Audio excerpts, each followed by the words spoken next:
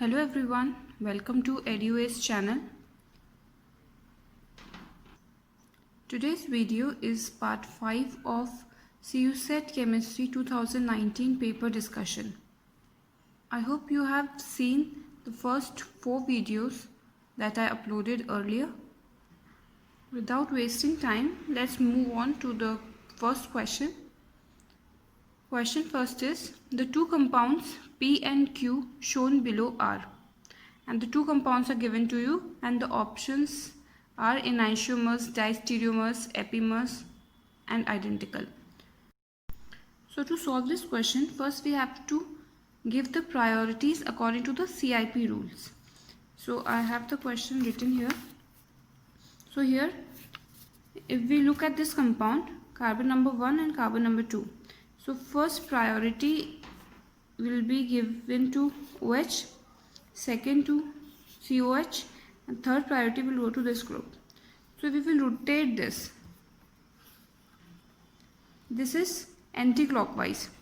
But you have to keep in mind one thing, that if the fourth group, which is here Me, is present on the horizontal line, left or right side of the horizontal line, then you have to reverse the direction.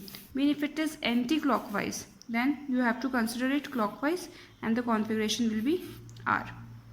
So this is R. Now let's come on to this carbon. Okay, first priority will go to this group, second here, and third to the above one. So it will rotate like this. This is also anti-clockwise, but we will see that fourth group is present on the horizontal line. So we will reverse the direction. So it will become clockwise and the configuration here will also be R. Now let's look to the second compound. If we look at this carbon, first priority here, second here and third here. If we will rotate this is anti-clockwise, but the fourth group is present on the horizontal line. So we will consider it clockwise and the configuration will be R. Here first priority to here, second and third above. So it will rotate like this. Again it is anti-clockwise, but if the fourth group is present on the horizontal line, so again it will become clockwise and configuration is R.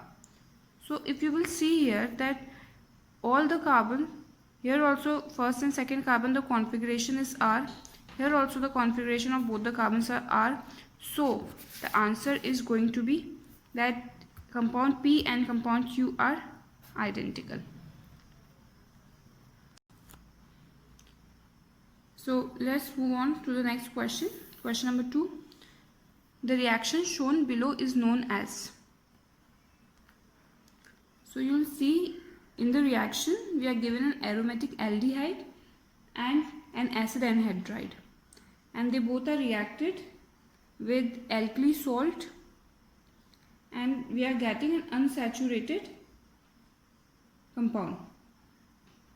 So it is an unsaturated acid. So which reaction is this? The options that are given here are Claisen condensation, Perkin condensation, Dieckmann condensation and benzoin condensation. So this is a Perkin condensation because when an aldol condensation type of a reaction is done between aromatic aldehyde and acid anhydride in the presence of alkali salt, then the reaction is Perkin reaction. This is cinnamic acid. If you know the compound, then this is cinnamic acid. So Perkin condensation is used to make cinnamic acid. So this is Perkin condensation. Question number 3. The formula used for the determination of surface tension gamma by capillary rise method is. This question you can only do if you know the formula. So the surface tension formula of by capillary rise method, the formula is 2 gamma equals to HR rho g. Option A is correct. 2 gamma equals to HR rho g. This formula is correct. If you need to learn this, because if you don't know the formula, you are not able to answer the question. What are the term terms representing here. So gamma is the surface tension, h is the liquid height, r is the capillary radius, rho is liquid density, and g is gravity constant. A theta angle can also be introduced here, that is the contact angle, but if we will see in this formula they have not used it, so this answer is correct here.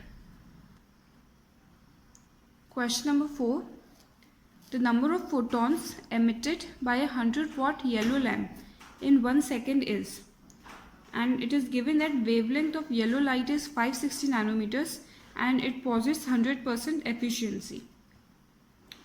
So here, to calculate the number of photons, first we need to calculate the energy. You know the formula of number of photons? First let me tell you that number of photons is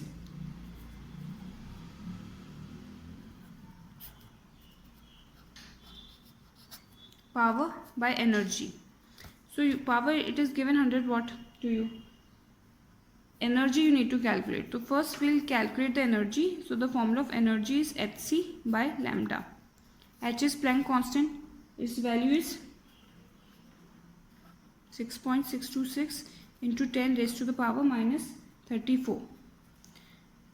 C is velocity of light. It is 3 into 10 raised to the power 8. And lambda, it is given 560 nanometer. You need to convert it into meters.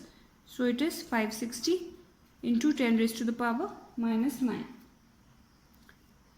So if you will solve this, you will get, I am writing it directly, you calculate it. Calculation you can do by yourself. So it will come this, and it will change it, it will be, so we will be getting this. This is the energy. Now from this energy, we will put this energy here and we'll calculate the number of photons. So number of photons,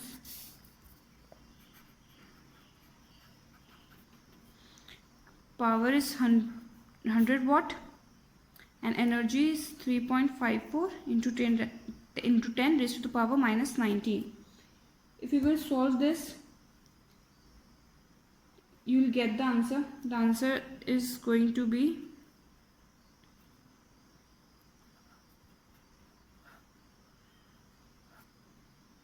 this is going to be the answer. So option number B, 2.8 into 10 raised to the power 20. This is the formula. Calculation is not an important thing here if you know the formulas. This formula you need to know, and energy we all know it is a very common thing. Energy equals to Hc by lambda. If you know both of these formulas, you will be able to do the question. Okay, so let's do the next question. The intense purple color of the KMnO4 solutions is due to, and the options are spin allowed DD transition, Leporte allowed DD transition, ligand to metal charge transfer transition, and both metal to ligand charge transfer transition. So this is also the type of a question where you need to know it, then only you will be able to solve it.